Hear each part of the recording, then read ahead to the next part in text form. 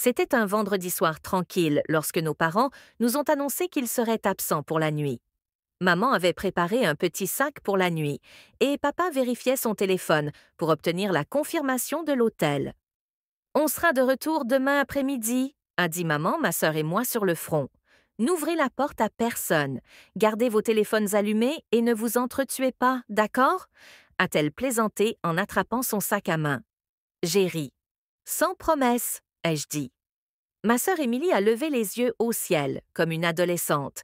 Elle avait 17 ans, 2 ans de plus que moi, et elle croyait que cela faisait d'elle la patronne quand nos parents n'étaient pas là.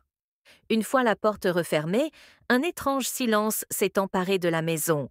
Notre chien Max est entré du couloir, ses griffes claquant sur le parquet, tandis qu'il nous regardait avec un mélange de confusion et d'excitation.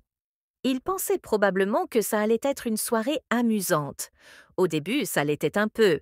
Émilie a pris possession du salon et a allumé une de ses émissions de télé-réalité ringarde.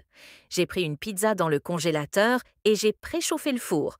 On a plaisanté sur les candidats, partagé un soda et même discuté des garnitures acceptables.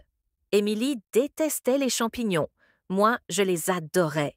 Les plaisanteries habituelles entre frères et sœurs. Vers 22 heures, le courant a vacillé. Je n'y ai pas prêté attention au début. Juste un petit coup. J'ai pensé que c'était le vent, mais 10 minutes plus tard, il a été complètement coupé. Tout, les lumières, la télé, même le bourdonnement du réfrigérateur, s'est arrêté instantanément. « Bon, ce n'est pas cool », a dit Émilie en se levant.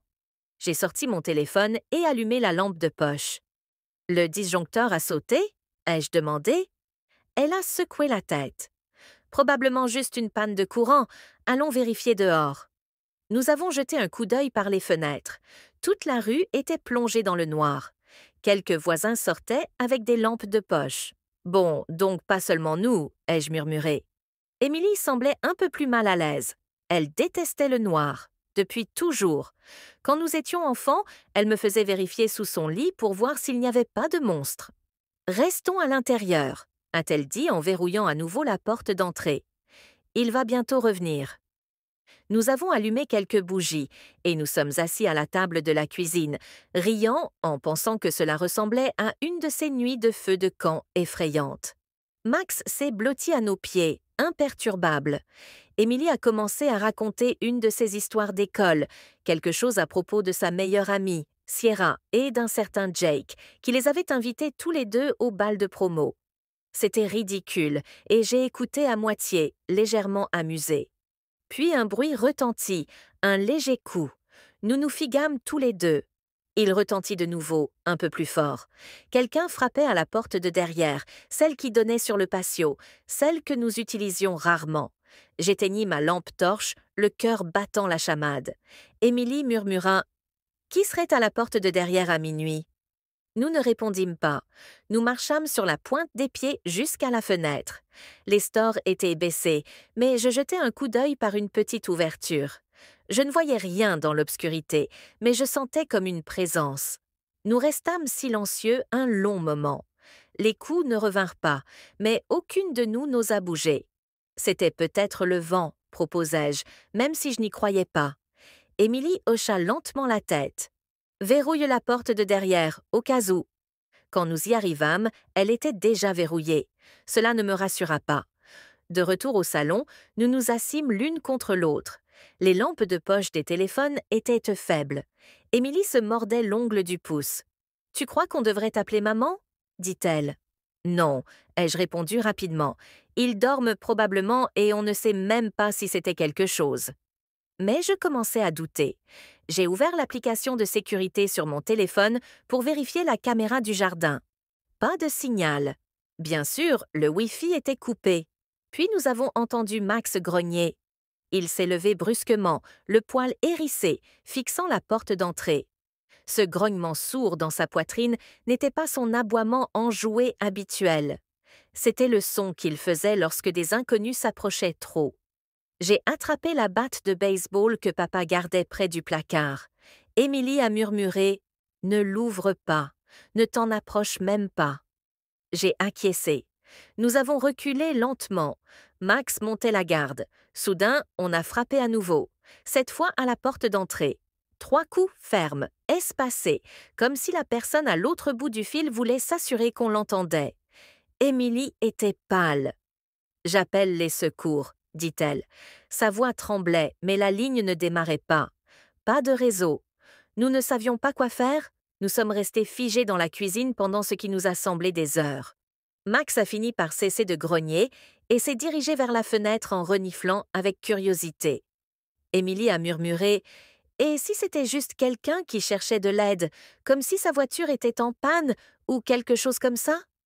Je voulais la croire, mais je n'y suis pas parvenue. Quelque chose dans le coup frappé, quelque chose de délibéré dans le rythme, semblait étrange. J'ai finalement eu le courage de jeter un coup d'œil par le Judas.